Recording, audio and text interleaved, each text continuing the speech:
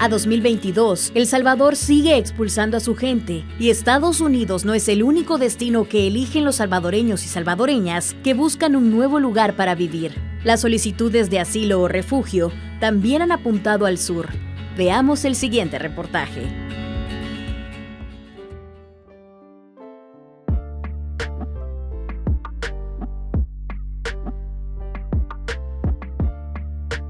Viajar y buscar nuevos horizontes ha sido una práctica común de la humanidad y sus diferentes grupos poblacionales. Las crisis climáticas, los conflictos armados y las persecuciones políticas han sido los detonantes de las migraciones a gran escala a lo largo de la historia. A 2022, los salvadoreños encuentran en la migración una posible solución para sus problemas, a pesar de tener un presidente que dice estar cambiando las condiciones sociales, económicas y de seguridad que por años han obligado a la población a buscar otros países. Sin embargo, los datos muestran una realidad diferente. El Salvador sigue expulsando a su gente. La Oficina de Aduanas y Protección Fronteriza en Estados Unidos, CBP por sus siglas en inglés, reveló que en la frontera sur de ese país han detenido a 58.024 salvadoreños entre octubre de 2021 y abril de 2022. Sin embargo, Estados Unidos no es el único destino que eligen los salvadoreños y las salvadoreñas para buscar un nuevo lugar para vivir. También apuntan hacia el sur, como lo han hecho quienes han migrado hacia Panamá. Soy de El Salvador, tengo 29 años de edad y pues el motivo de salir de mi país fueron por las pandillas. Pues ellos un día llegaron a mi casa, el mero jefe de la clica, y me dijo que si le daba chance de quedarse allí y ya se empezaron a quedar y como que ellos mismos me empezaron a involucrar en eso y pues eso no era para mí, entonces por eso decidí salir de El Salvador porque en la colonia donde yo estaba hay muchos pandilleros y aparte de eso no quería que mi familia corriera riesgo. Tengo 16 años, soy de nacionalidad salvadoreña y estoy viviendo por el tiempo en Panamá. Pues arrancar una nueva vida acá es como un poco difícil porque ciertas costumbres acá tienen, cierta manera el hablado, uno no las entiende algunas veces y puede ser que ellos nos pueden ofender con una palabra o nosotros los podemos ofender a ellos. Instituciones como Fe y Alegría, la Red Jesuita con Migrantes de Centroamérica y otras organizaciones de la Iglesia Católica han sido de mucha ayuda para salvadoreños y demás migrantes de la región que salen de sus países, buscando un mejor destino para sus vidas. Muchos hermanos nicaragüenses y salvadoreños vienen también con esperanza a tratar de mejorar también su vida aquí y ahí es donde creo que también la Pastoral de Movilidad Humana y todos los que trabajan con los migrantes tenemos que estar ahí muy anuentes para acompañarlos, ¿no? Y sabemos que siempre emigrar de un país causa mucho dolor, dejamos atrás familia, países, entonces yo creo que como país receptor también tenemos que fortalecer esa sensibilidad de poder acompañarnos y hacer menos doloroso la realidad que viven cuando ya vienen a establecerse en este país, tanto a nivel legal, pero también a nivel de trabajo. Nuestros recursos son muy limitados y hacemos lo que podemos con aquellos que se acercan. Les damos seguimiento y también estamos articulados con otras instituciones de la Iglesia, como Pastoral Social Cáritas o como la Pastoral de Movilidad Humana, a donde tal vez estas personas ya han llegado antes, que saben también que pueden acudir en caso de necesidad. Pero sí, les recibimos y tratamos de escucharles y de ayudarles a resolver un poco la situación crítica en la que se encuentran. Destino Panamá. Según registro de la Oficina de Migración de Panamá, entre enero y mayo de 2022 habían ingresado a su país 11.104 salvadoreños y habían salido de sus fronteras 10.279. 825 personas provenientes de El Salvador aún no registraban su salida. Hay ciertas personas que nos han brindado bastante el apoyo con alimentos. Dicen que cuando algo necesitemos nosotros, ellos podrían estar para nosotros también. Y de cierta manera nos está yendo un poco bien ahora. Gracias por esta organización, nos están apoyando bastante. Y bueno, está todo bien por el momento. Según representantes de estas organizaciones que brindan apoyo a los migrantes, una de las principales razones por las que huyen de El Salvador es por la seguridad de su familia. A pesar de que el gobierno lleva implementado el Plan de Control Territorial desde 2019, las personas siguen siendo amenazadas por grupos delincuenciales. Hace 6 años desaparecieron a mi hermano. Es duro. Él era el que estaba con nosotros siempre. Él nos apoyaba. Él fue como el segundo padre. Mi papá trabajaba, él nos alimentaba, nos ayudaba, nos cuidaba. Y me acuerdo un día que ciertamente íbamos a ir a la iglesia. Él había salido para ir a estudiar. Y luego de estudiar iría al trabajo a cobrar el pago de él. Y luego de ahí iba a ir a la iglesia. Y cuando nosotros íbamos a ir a la iglesia en la noche, él ya nos regresó, eran como a las 9, 10 de la noche. Y luego estuvieron marcando si había llegado al trabajo o a la escuela y no habían llegado, no sabían nada de él. Pasaron los días, a mi papá lo llamaban para ir a la medicina legal a reconocer cuerpos y nada.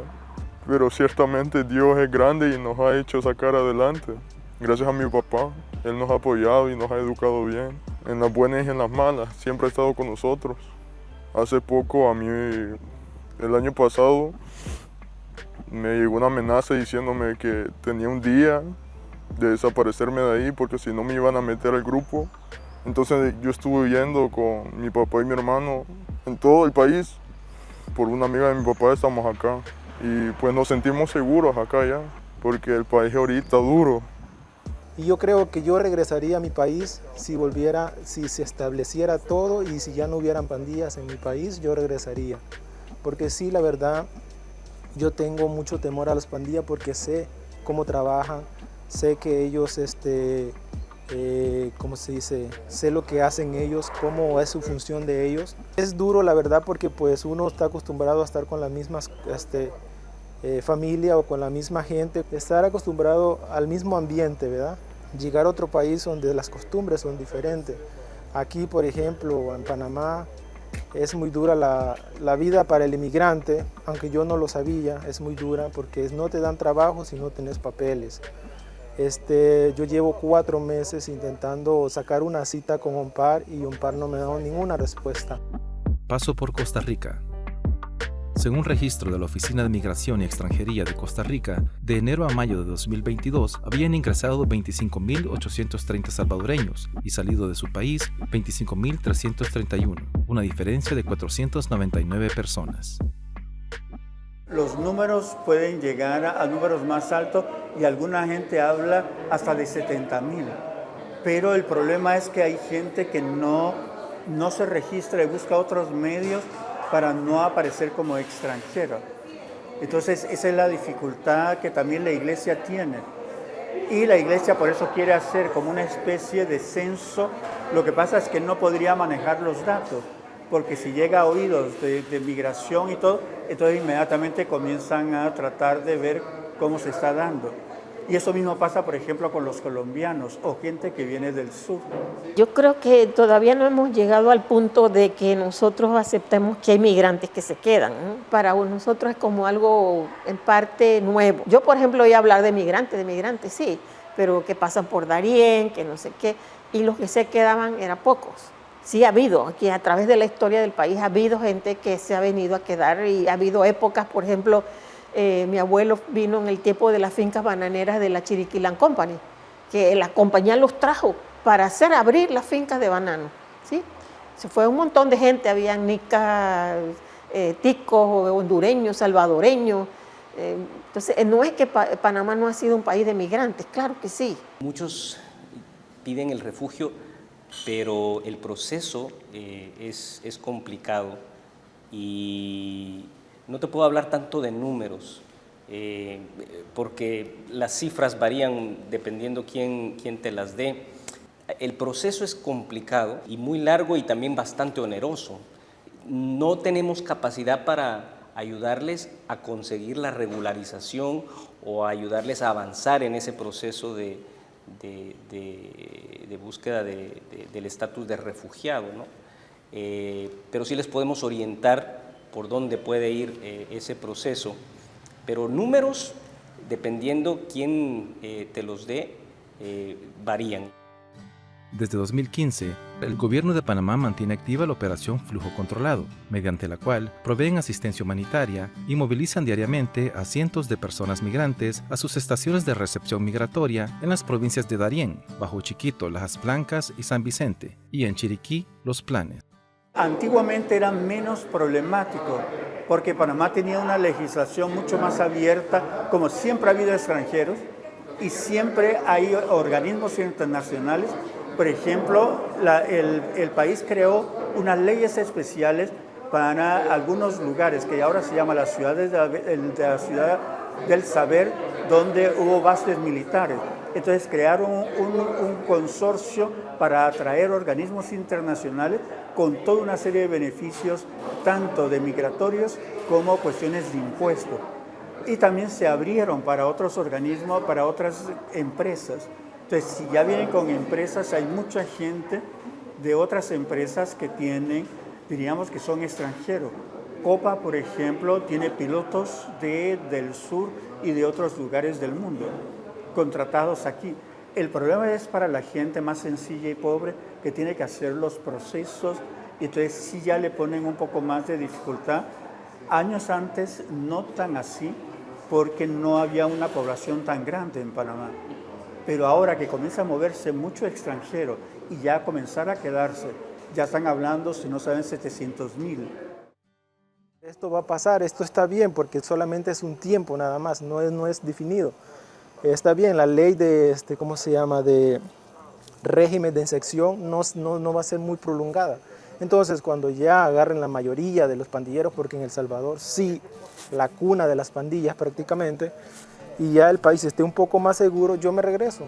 No va a pasar nada, porque ya no va a estar el régimen de excepción y pues el país va a progresar. Entonces yo por eso me regresaría a mi país para estar con mi gente y tener los beneficios que tiene un ciudadano en un país. No les podría decir que se aseguren bien porque allá no hay seguridad.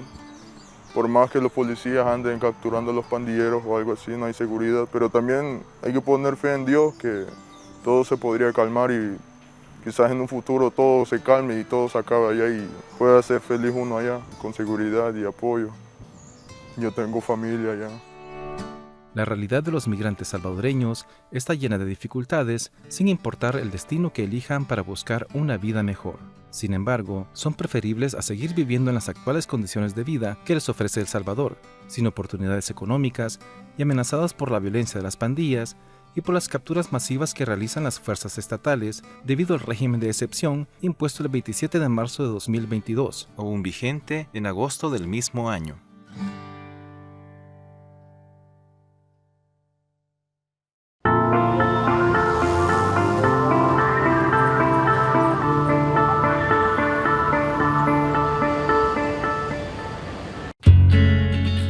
A continuación, el editorial.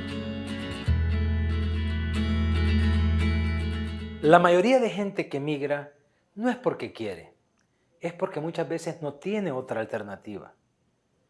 Algunas organizaciones estiman que cada día 300 compatriotas salen, especialmente con rumbo a Estados Unidos. Hay 3 causas principales por las que la gente se va. La primera es por la situación económica. La falta de empleos estables y decentes con un salario digno, la precariedad de la vida que llevan hace que la gente se vaya. La segunda causa tiene que ver con la violencia delincuencial y criminal que abate a la población. Se va la gente para salvar la vida. La tercera causa es la reunificación familiar. Esposas y esposos, hijos e hijas parten con el sueño de reunirse con sus familiares en el país de destino. La gente se va porque no pueden llevar una vida digna en la tierra que los vio nacer. Y, paradójicamente, ellos y ellas a quienes se les niega la vida aquí, mantienen la economía de sus familias y la economía nacional. El Salvador tiene el mayor peso de remesas en América Latina. Las remesas representaron en el año 2021 el 26.4% del Producto Interno Bruto, con los 7.517 millones de dólares que mandaron. La inversión privada ronda el 17 o 18% del PIB. Es decir, nadie invierte más en el país que los migrantes a través de sus remesas e inversiones. Lastimosamente, cuando los migrantes van en el trayecto, sufriendo por las inclemencias del tiempo y de la naturaleza, siendo víctimas de atropellos, maltratos, secuestros y hasta asesinatos, las voces de las autoridades no se escuchan, no los defienden, no dicen nada.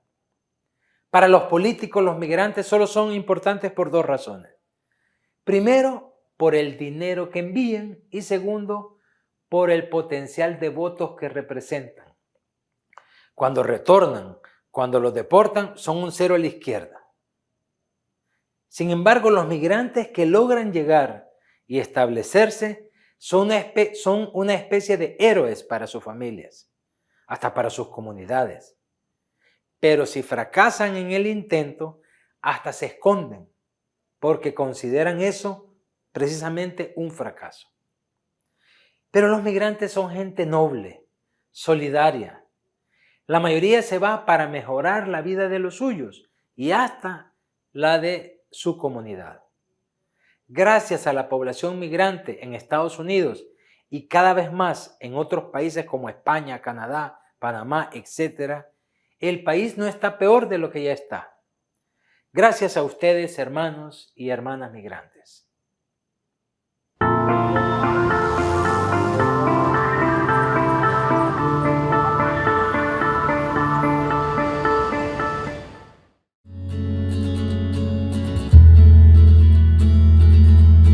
La sección de la entrevista en el siguiente segmento de Miradas.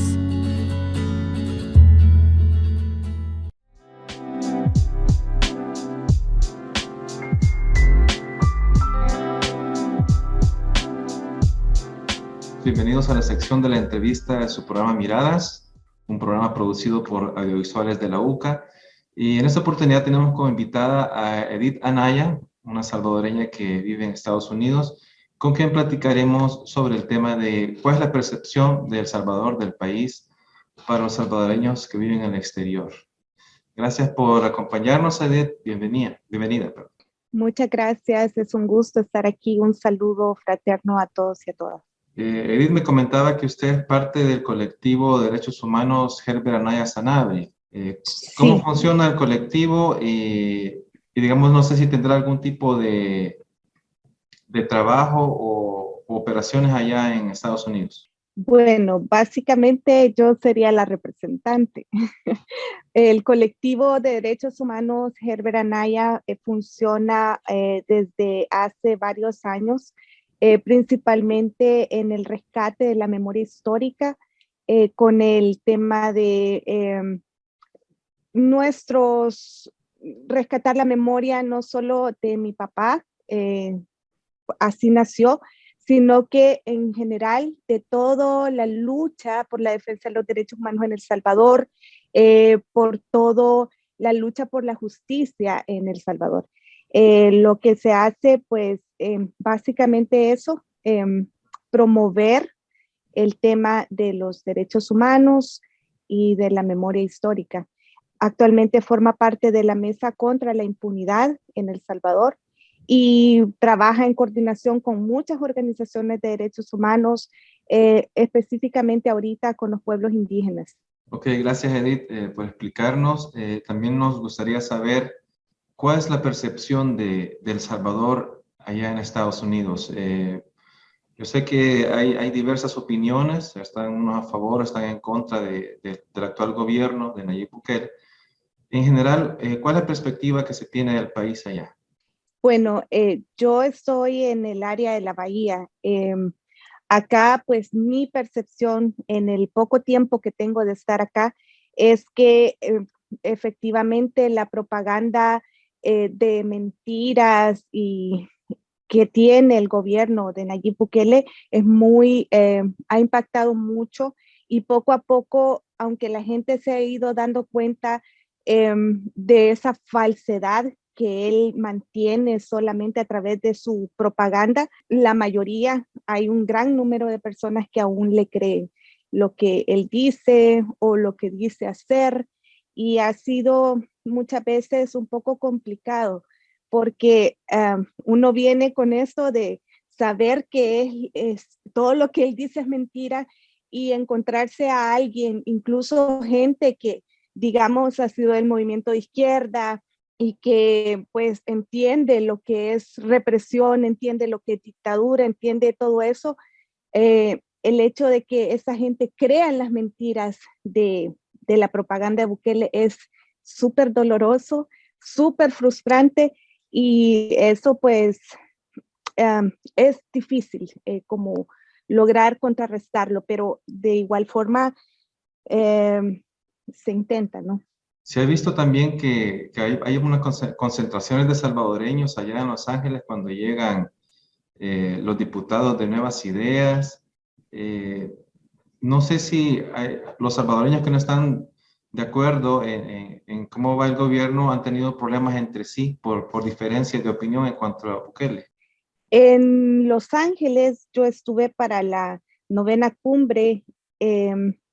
Ahí pues pude darme cuenta que sí hay más cantidad de gente que se ha logrado concientizar de la gravedad de la crisis de derechos humanos que tenemos en El Salvador, crisis económica, y muchos de ellos que antes impulsaron incluso el Partido Nuevas Ideas, que antes apoyaron ciegamente a Nayib Bukele, se han dado cuenta de eso. Es poco, digamos, en comparación con el resto que aún le apoya, pero han hecho un buen esfuerzo por organizarse y por expresar su descontento con todo lo que está pasando en El Salvador. Con ellos, pues tuvimos la oportunidad de estar en el mismo lugar expresando nuestro repudio hacia los abusos contra los derechos humanos que se están dando en El Salvador, y decirle al mundo que lo que está ocurriendo en El Salvador, los arrestos, bueno, los secuestros arbitrarios, las muertes que se han dado al interior de los penales, las condiciones infrahumanas en que tienen a mucha gente que es, bueno, algunas de ellas son inocentes, otros, bueno, a nadie se le ha seguido ni siquiera el debido proceso. Eso fue lo que fuimos a expresar con esta gente que forma parte de ese pequeño núcleo como de resistencia que se ha formado en Los Ángeles, que es bastante, digamos, fuerte. Dentro de la gente que apoya al presidente, no se escucha que digan algunos que van a regresar al país.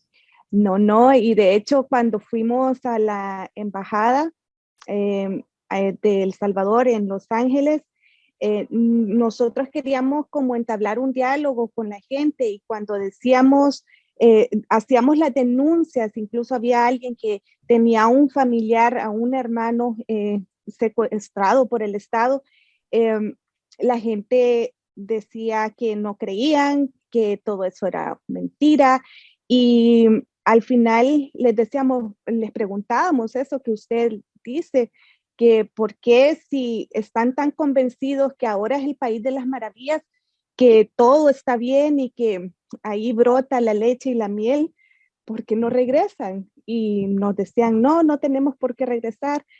Bueno, entonces, ¿por qué opinar algo que no están dispuestos ni siquiera a afrontar? ¿Por qué defenderlo si no lo van a vivir, si no lo van a afrontar?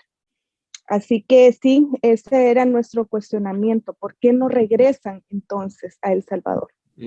¿Cómo se ve el tema de la reelección? Que se rumora, se oye en pasillos, incluso hay gente acá que la está pidiendo, la reelección del presidente Bukele. ¿Cómo se percibe allá en Estados Unidos? Pues igual como en El Salvador, la gente que apoya incondicionalmente a Nayib Bukele justifica esa franca desafío a nuestra Carta Magna, a la Constitución, para que el dictador se permanezca en un puesto que no le correspondería.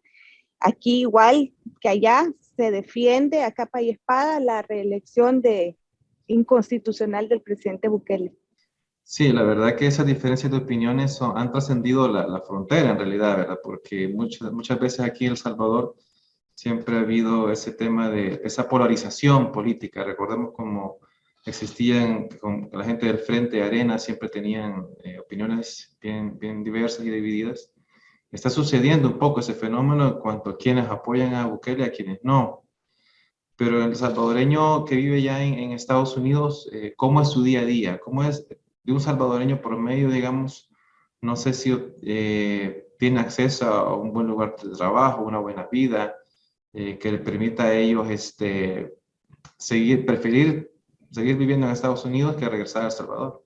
Pues aquí en general las condiciones laborales sí hay como mejores condiciones laborales para las personas, incluso los trabajos más modestos, más humildes, que generalmente es a los que la gente pues tiene que acceder porque pues sí, esa es lo que hay disponible. Pero sí, en Los Ángeles, por ejemplo, nos dimos cuenta que incluso entre los mismos salvadoreños se explotan. A mí me sorprendió realmente eso porque cuando vienen en condiciones de ilegalidad, que son la mayoría, y que no tienen la forma como reclamar esas condiciones laborales que permite, digamos, el sistema legal, eh, cuando eso ocurre, pues lo que les tienen que pagar, les pagan la mitad, les hacen trabajar más tiempo.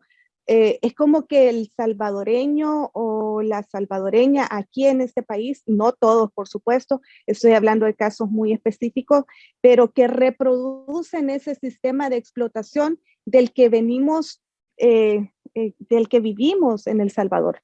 Es muy triste. Por supuesto que no son todos, pero sí las condiciones cuando se está ilegal en el país son muy difíciles. Yo pienso que tendría que haber un poco más de empatía, un poco más de solidaridad entre los mismos salvadoreños. Incluso sé que hay organizaciones que ayudan a las personas inmigrantes en condiciones de ilegalidad, pero también existe la otra parte. Sí, también ese tema es otra de las verdades que reflejan cómo está el país, ¿verdad? Porque el salvadoreño sigue migrando. No sé si usted está enterada de que siguen llegando migrantes. La frontera sur de Estados Unidos, hay una crisis ahí, ¿verdad? Que también es como signos de que algo no anda bien en el país. Sí, eso es realmente preocupante y muy triste.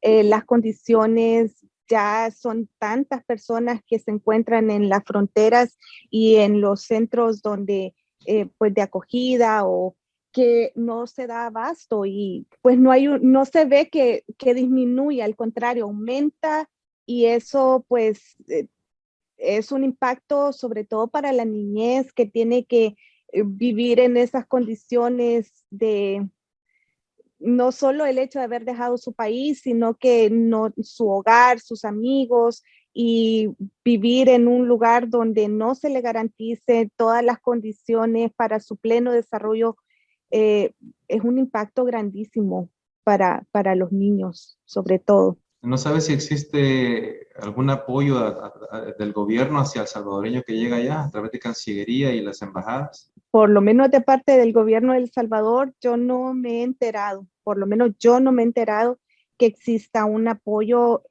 real a las familias de personas que vienen huyendo de la violencia, de la crisis económica. Es que no se ve interés por parte del gobierno de Nayib Bukele, ni siquiera con la gente que sale, que es expulsada del país. No hay total falta de empatía, total falta de recursos para la gente en El Salvador y para la gente que sale. No, yo no me he enterado. ¿Cómo se ve allá el tema de estos roces diplomáticos que ha tenido el actual gobierno con Estados Unidos? Con la situación de diplomacia entre los países no es la más adecuada. De hecho, jamás había visto que hubiese relaciones diplomáticas tan debilitadas, tan desgastadas porque en general la percepción del gobierno de Estados Unidos hacia lo que está ocurriendo en El Salvador, que eso es una sorpresa, es que es un gobierno que no respeta los derechos humanos, que no tiene transparencia, que no rinde cuentas, y pues incluso para el gobierno de los Estados Unidos ha sido muy preocupante esa situación, y eso ha generado que disminuya la ayuda a El Salvador, la ayuda económica que por muchos años se ha mantenido. Eso definitivamente denota que no hay ningún tipo de, no se confía en el gobierno de El Salvador. Y por lo tanto, pues los afectados son tanto la población de salvadoreños y salvadoreñas que viven en los Estados Unidos, como las personas en El Salvador que se benefician de diversos proyectos de ayuda de la comunidad internacional. No solo de Estados Unidos, sino que de la comunidad internacional en general. Eso es lo que preocupa, porque ni siquiera en eso intentan por lo menos proyectar una imagen más democrática como para pensar en los beneficios que pueda tener toda la ayuda de la comunidad internacional. No les importa y siguen con su show autoritario. Bueno, Edith, ya para ir concluyendo, quizás, ¿cuál es su perspectiva del país en lo próximo, a corto plazo? Para el país, para El Salvador, pues las perspectivas mías, no sé, no tendría no soy tan optimista como quisiera ser. Lamentablemente, cuando uno piensa que ya tocamos fondo, parece que el fondo todavía no era ahí, seguimos cayendo.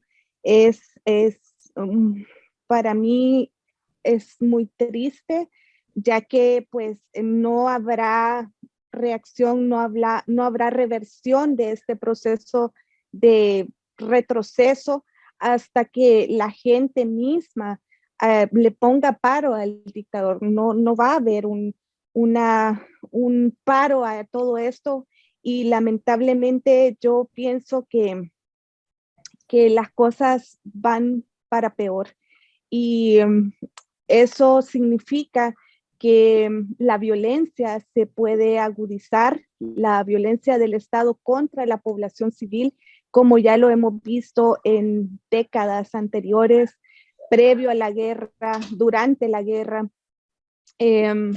La violencia del Estado contra la población civil siempre va a dejar un saldo lamentablemente de vidas humanas, un retroceso en el tema económico. Para mí no es un futuro inmediato muy esperanzador. Sin embargo, creo que los núcleos de resistencia, tanto a nivel del país como fuera del país, están reactivándose poco a poco, la gente organizándose y reagrupándose para resistir de la mejor forma. Una de ellas, pues, contarle al mundo entero lo que está sucediendo, abrir los ojos, romper ese cerco mediático que tiene los ojos vendados a la gente. El papel de la comunidad salvadoreña en el exterior debe ser muy importante en ese sentido, de mantener un contacto con las organizaciones en el país que les permita divulgar lo que es la realidad, no las mentiras de la propaganda del gobierno de Bukele. Ok, muchas gracias, Edith. Gracias por habernos acompañado en esta entrevista. Un gusto muy grande poder estar aquí y compartir con ustedes. Yo, como le digo, me siento un poquito todavía estoy allá y no soy de aquí ni soy de allá, pero pienso que mi deber como salvadoreña es encontrar la forma de ayudar en lo que se pueda, aportar mi granito de maíz a la resistencia en el país. Ok, muchas gracias. Y muchas gracias a ustedes, amigos, por haber estado en sintonía con la entrevista. Nos vemos en la próxima.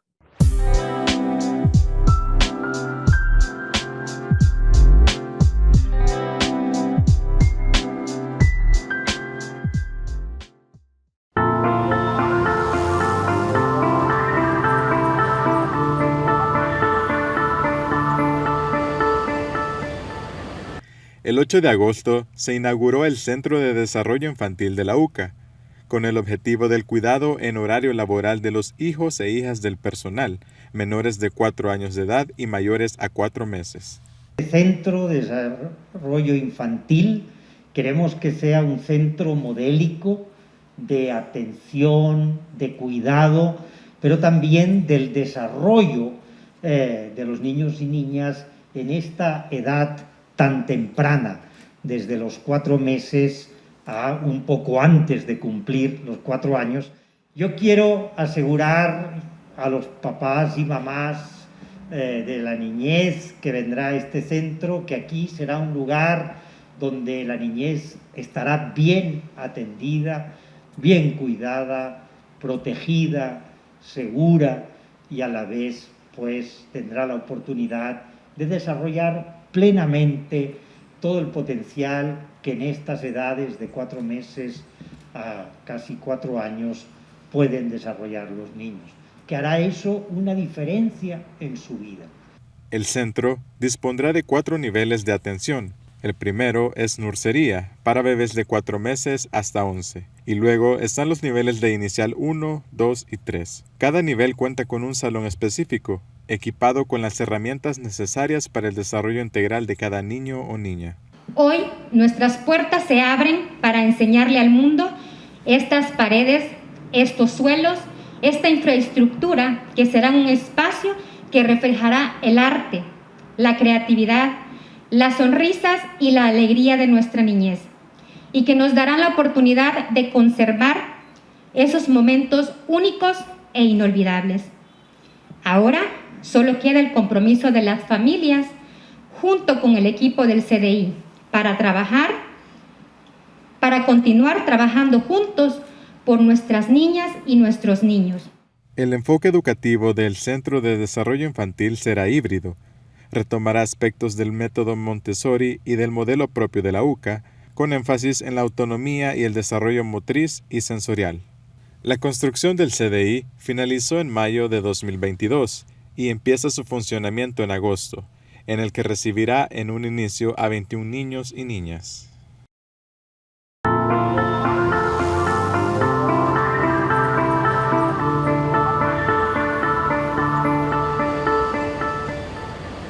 Ansemes, hueskit se ashtudat, nu me gantines nemi, timu mamit gat kwaskwawit, tentu, ganigis guat selet, nunang ninemining pal nitakuigat ispang muwis, nunang ninemigning pal nitakuigat, timuk tagagalis. Y lo que la experiencia de la historia pues, nos ha enseñado, y la historia nuestra aquí en San Salvador lo demuestra, que cuando la lengua se pierde, también se pierde la cultura y también se pierde la identidad.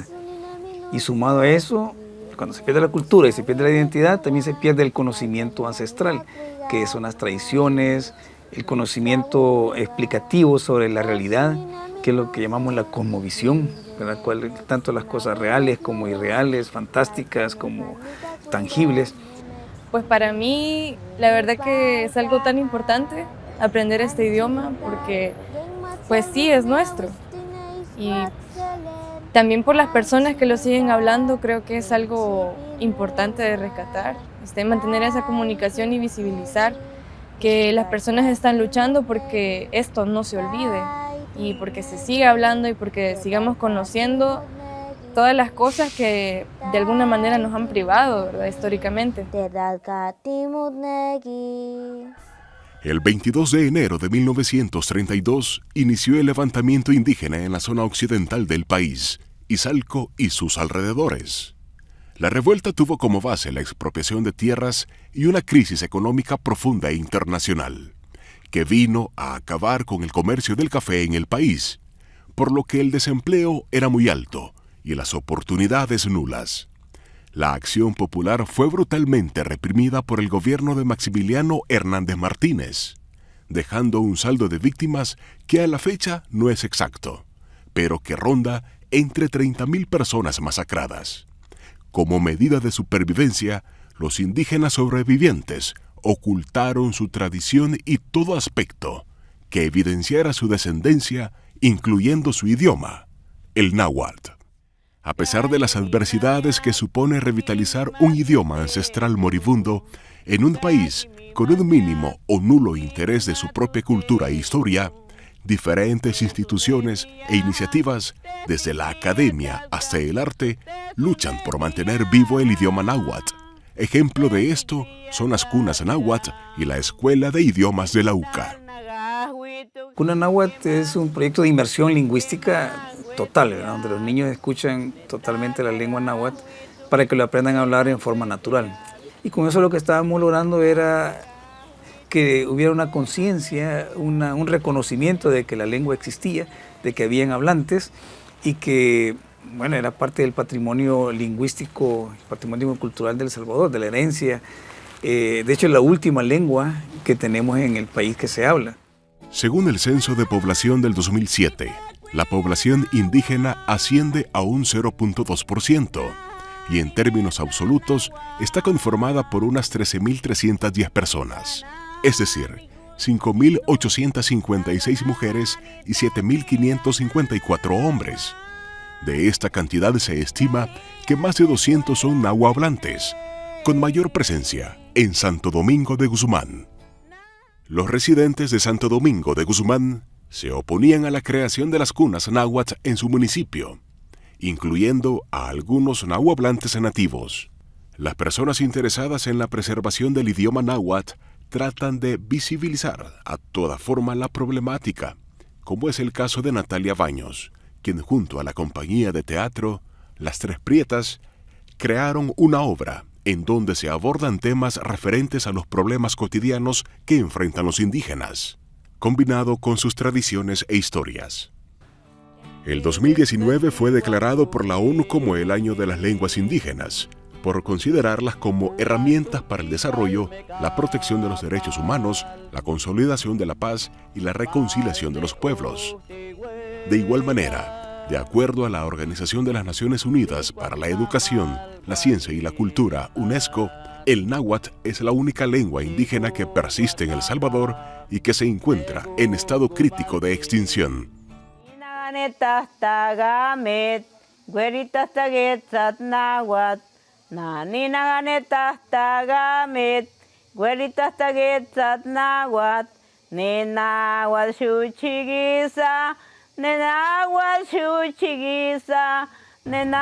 Timumachtigan paltemigi nenáhuatl. Aprendamos para que no muera el náhuatl. Yo no quiero que mi lengua muera. Nenáhuatl ne mi yultu.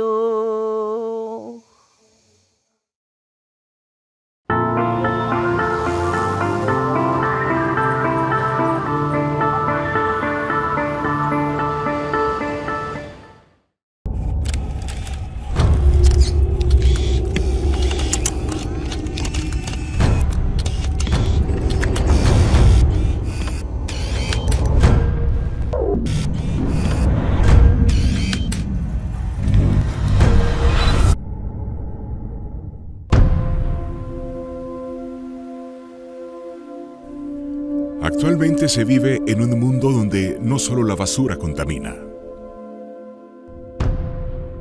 La luz, el ruido y hasta los rótulos publicitarios son parte de un grupo de contaminantes que traen consecuencias a las personas. Según la Real Academia de la Lengua Española, contaminar es alterar nocivamente la pureza o las condiciones normales de una cosa o un medio por agentes químicos o físicos.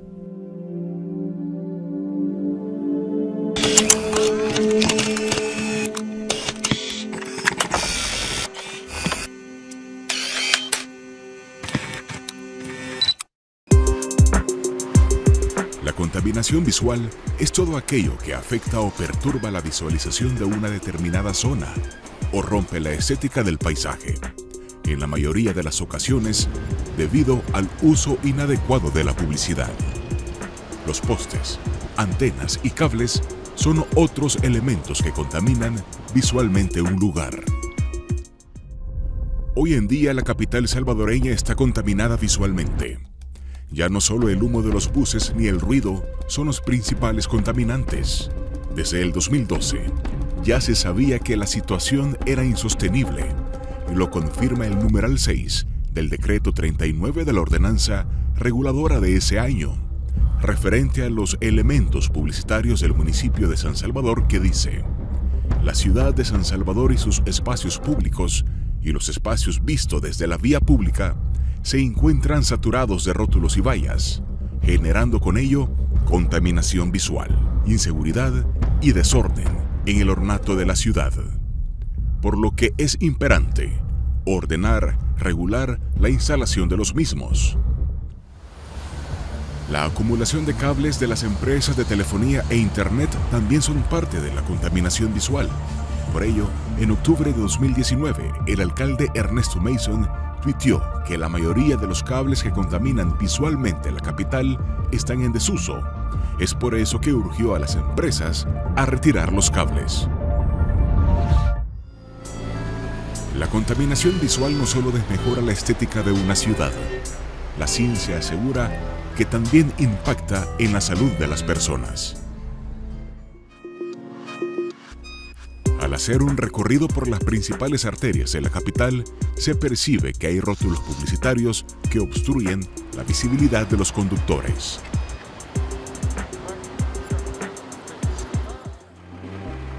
Mientras San Salvador y San Miguel arrancan con la idea de descontaminar visualmente sus ciudades, ya Suchitoto tiene una década de orden con sus empresarios. En este municipio, la rotulación y los colores están bajo una normativa. Sao Paulo es una ciudad costera de Brasil, con un índice de desarrollo humano alto. Tiene más de 21 millones de habitantes y es catalogada como la primer metrópoli de América. En 2006, el alcalde de ese entonces, Gilberto Kassab, aprobó una ley denominada Ciudad Limpia, que significó, en el término de un año, el retiro de al menos 15.000 anuncios de las calles. La medida fue bien vista por parte de los habitantes de Sao Paulo, que dicho sea de paso, otras urbes como Vermont, Hawái, Alaska, Bergen en Noruega y otras de Europa retomaron la idea de limpiar sus calles de anuncios publicitarios y hacer que se vea más el verde y el diseño arquitectónico de la ciudad. Si Suchitoto y Sao Paulo lograron limpiar la imagen de sus ciudades, la pregunta surge: ¿hasta cuándo los salvadoreños lograremos disfrutar nuestras ciudades sin contaminación visual?